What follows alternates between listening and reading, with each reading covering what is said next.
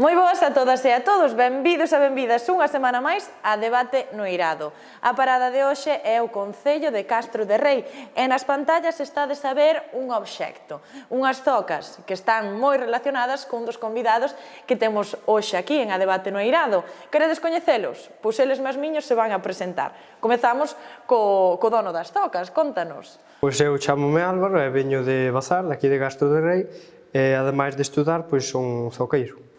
A ver a túa compañeira Rosana. Eu chamome Rosana, son de Castro Riberas de Erea, daqui do Pobo, e traballo de cociñeira no restaurante Suso. E por aquí, por este ladiño? Ola, eu chamo Pedro, eu traballo nunha granxa en Castro de Rei e vivo ali mesmo no pueblo. E agora, por último, Andrea. Moi boas, eu son Andrea, veño da Ponte do Tiro, tamén aquí do Concello de Castro de Rei, traballo ensinando música e tamén aínda estou estudando porque aínda non rematei todos os estudios necesarios para traballar nisto.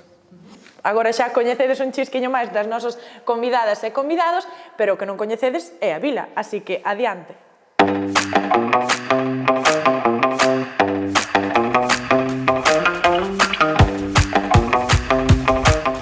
Máis de 5.000 veciños e veciñas rumban da parada de hoxe. Un lugar que mestura a perfección, beleza paisaxística e amor polo pasado. Benvidos ao Concello de Castro de Rei.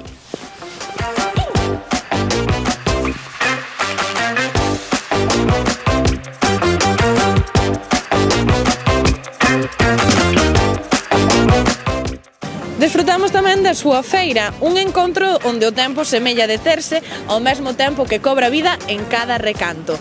Aquí as voces dos comerciantes e dos veciños e veciñas mestúranse coa calidade do produto, algo esencial da vila sen dúbida.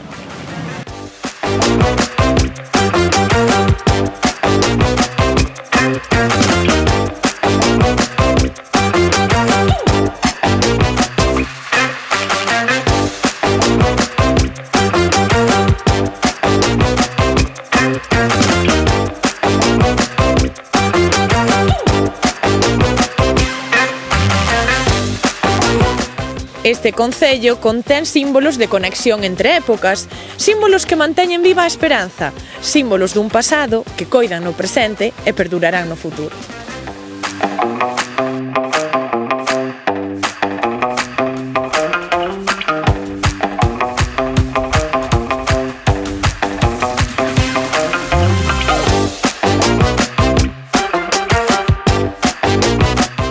Tamén contan con outros vestixos dos nosos antergos, lugares que nos transportan ao pasado.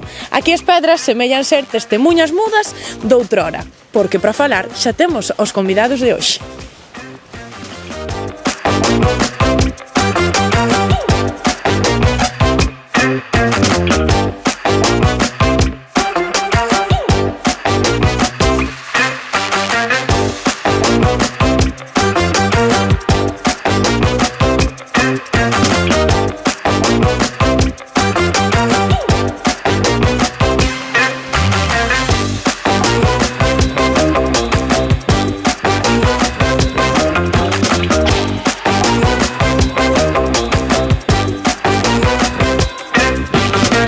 Xa coñecemos Castro de Rei, que é a vila que nos acolle hoxe, pero agora tamén vedes nas pantallas unha festa ben importante aquí, que é a Festa da Malla, unha tradición que realizan dende hai ben anos e que nos lembra a ese pasado. Por que credes que é importante, rapaces e rapazas, conservar aquí as tradicións e a cultura local nun mundo tan globalizado? Andrea, comezamos. Sí. Bueno, creo que son importantes porque son parte da nosa historia e defínennos como as persoas deste concello logo. No meu caso, por exemplo, da música, pois é super importante conservar a tradición musical que siga habendo gaiteiros e tamborileiros nas festas para poder dicir quen somos e de onde vimos. Moi ben, tirando aí polo teu ámbito musical. Pedro, ti por que consideras que é importante resgardar ese pasado? Pois porque fai parte da historia do que son os nosos antepasados, do noso pueblo, e queiras ou non, agora os pueblos están acabando e hai moitas casas baleiras e a min gusta-me moito que haxa xente no pueblo e ademais hai moitas outras cousas no pueblo que poderíanse mellorar E poñelas en axudamos aí, valor. e poñelas en valor.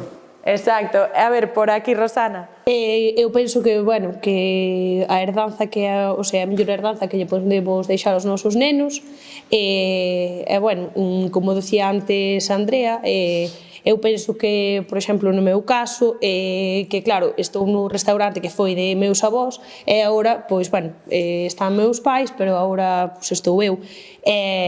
Bueno, eso. Hai un legado, unha herdanza. Exacto, sí. A ver, Álvaro, ti por que consideras tan importante conservar as tradicións? Bueno, pois ademais de, como ben dixeron os meus compañeros, porque é parte da nosa historia e tamén debemos de seguir sendo un eslabón que sigamos pois dicindo ya ás próximas xeneracións, pois eu penso que tamén é importante porque é bastante útil na nosa vida, na vida diaria de hoxe en día, pode que ao non coñecela, pois perdamos parte de que poidéramos aproveitar. Bueno, e agora aproveitando que estou falando contigo, eres o máis noviño de aquí, 18 aniños, non? Que opinión tes entre a relación entre a xuventude e as tradicións? Pois eu penso que é importante, canto menos que se coñezan entre a xente nova as tradicións. Por iso que che digo que non é levar a nosa vida á tradición, pero si levar a tradición á nosa vida e quizás pois aplicala un pouco no que se poida. Que fermoso iso que me dis. E bueno, teñoche que preguntar como te iniciaches no mundo de pois iso, realizar zocas, por exemplo, aínda que realizas outros obxectos. Pois foi un pouco de broma, casi, porque non tiña pensado, vamos, facela nin eso, provei por probar, pero despois, pois, aprendín eu sola, entonces, facendo moitas malas, hasta facer algunha ben, despois de unha facía outra e a outra e a outra, e así foi. Con cantos aniños comezaches? Con 13 ou 14 fixen a primeira. Mira, quedas ben novo. Era. Rosana, ti que opinión tes da relación entre xuventude e tradición? Sí, eu penso que sí que é importante que esas tradicións pois, que non se perdan. E por aquí, pensades que a xuventude, os mozos e mozas, temos ese interese polo pasado? En unha gran parte, sí. É outra parte máis grande ainda, non. Porque a xente agora tira máis para a ciudad e prácticamente non queren saber do que son os pueblos e non queren juntarse con a xente do pueblo por unha parte porque están máis interligados con a xente da ciudad e por outra parte están mal afeitos a viver nun pueblo. Están máis de estar encerrados num piso. A xente do pueblo gusta-nos estar ao aire livre. Sí, bueno, é unha mágoa o que dis, que sí que é certo que hai xente que non se interesa por esas tradicións, Sí, pero bueno, é unha xente realidade, hai unha porcentaxe que é certo. Bueno, Andrea, contanos, porque ti, vinculando coa música tradicional, pois terás moito que falarnos disto. Sí, vou ser positiva, vou dicir que sí, que a xuventude sí que estamos interesados un poquinho en recuperar as tradicións, non hai máis que ver a Álvaro, ou no meu caso a mí logo, que no seu caso as zocas e no meu caso pois a música, que andamos por aí pois, repartindo alegría e festa. Por exemplo, pois, nas aulas que reparto e tal, unha boa parte son xente nova, xente que nos gusta pasalo ben. Nos povos pásase moi ben, non hai máis que ver as festas que temos. Están cheos de xuventude, así que eu creo que sí, que estamos interesados e que van quedar aí, vámonos conservar. E agora que estamos falando de tradicións e de pasado, é certo que a palabra pasado téndese a vincular co rural. Por que credes que ocorre isto? Andrea, xa que estábamos contigo. Pois eu creo que é porque é onde máis historia hai no rural. Ao final, pois, aí estiveron os nosos avós, os nosos tataravós e demais, entón, pois, bueno, fuise transmitindo esa historia toda, entonces, pois, eu creo que por eso se vincula un poquinho a que o pasado está aí, porque é realmente onde están as historias e onde está o núcleo de todo, de onde saímos todos tamén. Entón, pois, creo que é un poquinho por iso. Pedro, ti por que pensas que relacionamos pasado e rural? Pois, por lo mismo que dixe aquí Andrea, porque a xente ven toda do pasado, ven todo do rural, a xente depende todo do rural. Todo o que se fabrica, todo o que se vai para a ciudad, todo o que son as frutas, verduras, ven todo do rural, ven todo do noso entorno. Ten aquí as súas raíces. Claro. Por aquí, por que pensades que hai ese vínculo? De pasado e rural? Eu penso que bueno, mismo que dicen os meus compañeiros, non? Que, bueno, yo que decía antes Pedro, que eu penso que agora que a xente que se vai máis ás cidades, bueno, eso. Bueno, estás falando do éxodo rural, esa migración das zonas rurais cara ás cidades. Por que credes que a xuventude, sobre todo, procura esas oportunidades fora do rural? Pois na primeira ou na segunda pregunta, xa. Pois a segunda xa. Por que pensas que a mocidade procura novas oportunidades nas cidades? Pois pode que en parte sexa porque hai máis variedade de oportunidades na cidade, por desgracia, ou porque as que hai no rural non lle gusten. E tamén pode vir algo porque pois están as dúas cousas algo ligadas, porque se non hai xente tampouco hai oportunidades, se non hai oportunidades non hai xente, entón é un ciclo que non se resolve. A pescadilla que se Si, a pescadilla que roe a cola. Agora, según o que dixo o teu compañeiro, ti tamén crees que iso, que hai máis variedade de oportunidades nas cidades fronte ao rural? Sí, eu penso que sí, que nas cidades pois que hai máis posibilidades de emprego, máis, bueno. É por aquí, porque pensades que a xuventude, os mozos e mozas como a nós, buscamos esas oportunidades laborais ou de outro tipo en grandes cidades e non aquí na nosa propia vila. Sí, bueno, porque hai máis xente, entón, ao final, onde hai demanda é onde están as cousiñas, non? Entón, claro, hai que marchar. Pero, bueno, tamén sempre volvemos, o fin de semana ou así, sempre volvemos a casa, e iso é que, no fondo, nos gusta o ambiente do rural e estar coa tranquilidade, sobre todo, coa que se vive aquí no Concello, por exemplo. Bueno, falades de que hai oportunidades nas grandes cidades, pero eu quero saber que oportunidades temos aquí nunha vila como Castro de Rei, así pequeniña. Contádeme, que oportunidades nos ofrecen as vilas rurais? Pois a verdade é que non hai moitas, porque están as vilas despobladas, prácticamente, non hai ningunha empresa, pero outras, sí. Están as ganaderías, están, pois, como agora na Ponte de Outeiro, que está aí unha plantación ecolóxica, pois, queiras ou non, axúdate un pouco a que haxa xente no pueblo, pero non tanto, porque non hai tanta oportunidade. Pero hai algunha vantaxe ou non, Andrea? Ti ocorrexe algunha vantaxe aquí deste tipo de vilas fronte ás cidades? Sí, por exemplo, que sempre vas, ou logo a xente que vas a ter nos negocios sempre vai ser xente conocida, xente que te vai a apoiar, porque sempre vai ser logo do pobo, sempre vas coñecer, ou ainda que non coñezas a él, sabes de onde ven, sabes de onde é tal. E sí que hai moitas cousiñas, eu creo, pois hai moitos negocios de todo tipo, de alimentación, bueno, hai bares hai moitísimos. Hai, bueno, de todo, peluquerías, de todo, librerías, hai un montón de cousas. E menos competencia tamén, non?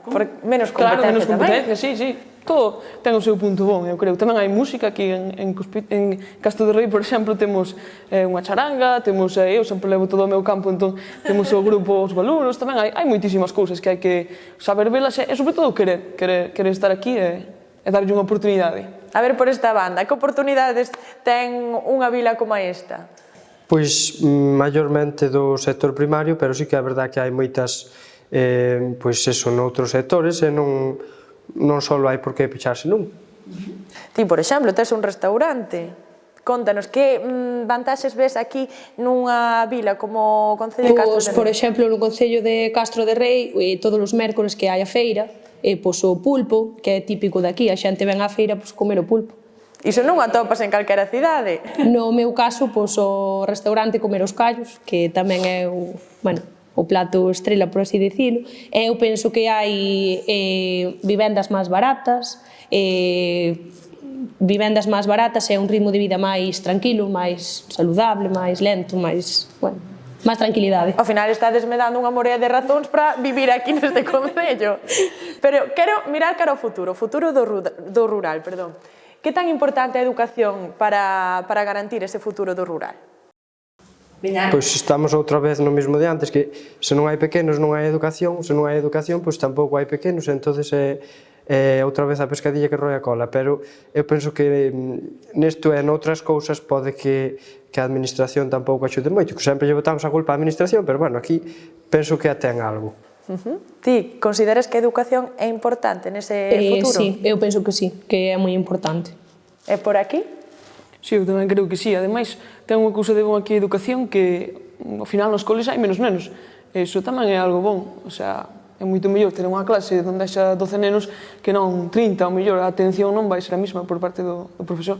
Sí, máis personalizada a educación. Estamos falando do papel importantísimo que ten a educación, pero eu quero que Pedro nos conte un pouco a súa experiencia, porque é certo que el veu do Brasil e leva aquí 15 anos. Se levas tanto tempo, será que te acollemos ben, non? Sí, a verdade é que sim, que eu fui moi ben acolhido, a xente do pueblo xa vim para un entorno que a xente é moi familiar, a xente é toda conocida, queiras ou non, iso axuda moito, porque tuve moi boa acolhida, todos do pueblo, toda a xente do pueblo, pois me querem ben, bastante ben, penso eu, pero bueno. Consideras que sería un trato distinto, igual se foras a unha grande cidade, non a un concello como este?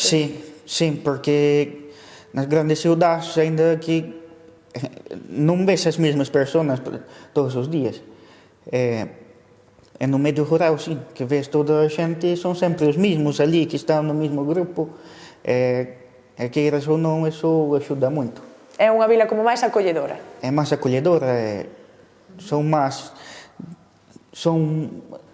cercanos. Máis cercanos, a mí me acolleron moi ben, e toda a miña familia. Eu teño a miña irmá e a miña mãe aquí, e todos están encantados con que é o pueblo. Pois así dá gusto, que sea toda a vida, vamos. Sí. Estábamos falando, hai un chisquiño de educación, eu quixera preguntarvos se pensades que temos esa presión de obter títulos académicos fronte a aprender un oficio, por exemplo, que antes sí que é certo que se aprendían oficios, pero agora hai esa presión de ter un título universitario, por exemplo. Credes que isto é certo? Hombre, non hai máis que ver a Álvaro que fai zocas de maravilla sin título. Pero bueno, ao final, para traballar ou para acadar un posto, pois sí que é necesario. Entonces, eu creo que primeiro hai que aprender a facer as cousas e pois xa se conseguirá o título, que iso é outro rollo, eu creo. Pedro, ti que opinas? Pois eu opino o mesmo que Andrea, que o título, queiras ou non, só é un papel. Despois, o que é na práctica, tes que, como as ocas, tes que é a base de estar aí martilhando todos os días para que poidas aprender. Sin experiencia non tes un futuro. Porque sí que é certo que había esa concepción de que agora para ser alguén pois tens que ir á universidade ou acadar certos postos, pero xa nos estamos esquecendo un pouco diso, de aprender os oficios de toda a vida. Vos que opinades? Eu penso que hoxe en día que hai, moita xente que fai carreiras, é claro que agora que non hai tampouco traballo para toda esa xente, entón que agora a xente decántase máis por facer un FP, que ao mellor ten máis saída que estudiar unha carreira universitaria. Hai que valoralos tamén, porque antes era como que non estaban equilibrados. Sí, exacto. Álvaro, contanos a túa opinión. Pois si ben a verdad que a vida cambiou e hoxe, pois eso, parece que se non tes carreira ou eso, que xa non podes entrar no mundo laboral, que vamos, é mentira, pero bueno, si que é verdad que eu penso que o aprender calquera oficio, sexa dos de antes ou dos de agora, pois penso que sempre pode ser unha axuda, nunca está de máis. Bueno, ti eres o exemplo. Sí, sempre está ben, pois, pode que nunca vivas deso, ni nada, pero, oye, as túas zocas, pois, alas calzar sempre, así que... Exacto, e a sabedoría é o que din, non ocupa lugar. Non ocupa. Bueno, é certo que na actualidade todo cambiou. A educación é mesmo a forma de relacionarnos. Como pensades que as redes sociais mudaron esa forma de facer amigos ou de relacionarnos coa xente que nos rodea? Bueno, pois fai un poquinho máis fácil, non? Sobre todo se non estás preto deles. No meu caso, por exemplo, para coñecer os amigos e iso, nunca os coñecín a través de ninguna rede social ni nada. Foi, pois, outra vez como vimos nun pobo, todos xuntiños, todos cerca, e coñecémonos todos, pois foi eso, donde fixen os amigos é na música. Pero, bueno, sí que é certo que agora pois é máis fácil, sobre todo se tes amigos lonxe ou noutras cidades. Pedro, ti, vindo do Brasil, axudouche esas redes sociais igual a manter ese vínculo con persoas que estaban lonxe? Sí, porque cando vim para aquí ainda era moi novo. Quedaram-me moitos amigos ali em Brasil. E aqui fixen novos. Eu vivia no pueblo, pois non vivíamos moi cerca. Então, assim, pois era um meio de comunicação. Vai falar com um, é com outro, é pouco a pouco. E aprendendo, porque eu cando cheguei aquí, ao falar, ainda hoxe, ao falar non entendía e tampouco sabía falar e tampouco me entendían. E mediante as redes sociales, pois fun aprendendo pouquinho a pouco e hoxe xa me defendo bastante ben, pero ainda me falta. Bueno, moi ben, a perfección. Unha ferramenta ao final que nos axuda entón a comunicarnos e a aprender, no teu caso. E aprender, no meu caso. Vos como pensades que mudou esa relación ou como nos relacionamos coa contorna debido ás redes? Eu penso que hoxe en día cada vez, bueno, que hai máis xente que se relaciona a través das redes sociais. Pero considerades que isto é algo bo? Porque igual é certo que sí que vedes que nos aproximan á xente de lonxe, pero que temos... porque, por exemplo, eu ainda acordo a época de saltar a comba, e agora, pois, teño 2 nenos pequenos e agora xa é como poñerlle dibuxos na tele, sabes? Xa non é o mesmo. Ao final mudou moito.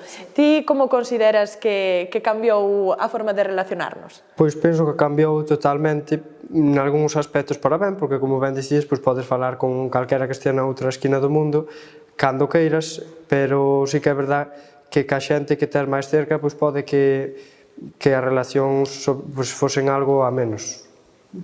Cos que temos próximos. Si, cos que máis cerca temos, pois non sei, agora xa non hai rúas, non se vai ás casas dos veciños, nin nada disso, entonces... É algo que a verdade dá mágoa perder. Sí, sí que é verdad, porque, non sei, é tamén parte dese legado que falábamos antes, da tradición, ou de andar aos contos ou cousas así. E agora que temos sobre da mesa o tema das redes sociais, como influe en vos o tema dos likes ou de compararnos coa vida que vemos a través das redes? Vos notades que influe na vosa vida? Rosana? Eu, por exemplo, no meu caso, sí, porque, bueno, agora xa tes páxina web, xa tes reseñas, quero dicir, a xente xa che comenta, xa, bueno, ponche puntuación. Álvaro, ti inflúeche ese número de likes ou compararte con xente que ves a través de redes sociais? Non, influir, penso que non, se fora o mellor, como este caso, pois, que influíra na miña vida laboral, eso sí que me preocuparía algo máis, pero como é por pasar o tempo, pois non ten maior importancia. Claro, aquí temos que diferenciar o ocio, que é no teu caso, a ti, de maneira no ámbito laboral. Sí. E por aquí, a vos influe vos ese tema de likes ou... Personalmente non me influi, si que é certo tamén, como dicía aí Rosana, pois, claro, por exemplo, no meu caso que teño unha charanga e tal, si que pois, te gusta ver que ten máis seguidores, porque ao final pois, é máis xente que te coñece e que te pode chamar para facer festa nos seus locais. Un xeito de darse a coñecer, Pedro? A mí non me influi nada, porque eu sou unha persona normal, eu non teño... Eu traballo nunha quadra de vacas, nunha ganadería, non teño relación pública con a xente. Claro, usala, pois iso, para conectar con amigos... Uso para conectar con amigos, con os familiares, pouco máis. E como credes que influen as redes sociais na saúde mental? Bueno, creo que hai que saber usalas, sobre todo usalas dende o respeto e sabendo que faz teñen as súas cousas boas e as súas cousas malas, como todo, vaya. Hai que saber usalas e eso. Pedro, ti consideras que é unha ferramenta útil ou pola contra afectanos á saúde mental? Eu, pola contra, creo que afecta a saúde mental polo tema de que estás moito tempo aí conectado a unha pantalla e iso para os nenos é algo malo. A mí, personalmente, non me gusta que estean os nenos tanto tempo con os teléfonos ou con a pantalla porque non salen a xogar e que razón non eso influi despois nas capacidades de estudiar e de todo. É por aquí. Eu penso igual que a Pedro, estou de acordo co que dice, que, bueno, pues, o que comentaba antes, que agora os nenos, pues, todo é dibuxos no móvil, todo é tablet, televisión, bueno, e non aprende, o sea, xogar como se facía antes, antiguamente. Igual, vivir máis e deixar a vida virtual. Sí, sí. Álvaro, xa para rematar, ti como crees que influe as redes sociais ou o contacto virtual na saúde mental? Eu penso que o máis importante é saber usalas e controlalas tú a elas e non que te controlen elas a ti. Pero sí que son unha boa ferramenta, pero pode chegar a ser peligrosa se non se controla. unha ferramenta que mesmo nos pode axudar a visibilizar estes problemas de saúde mental. Bueno, rapaces, pois ata aquí chegou o programa. Milleiros de grazas a todos e a vos ata a semana. Un biquiño.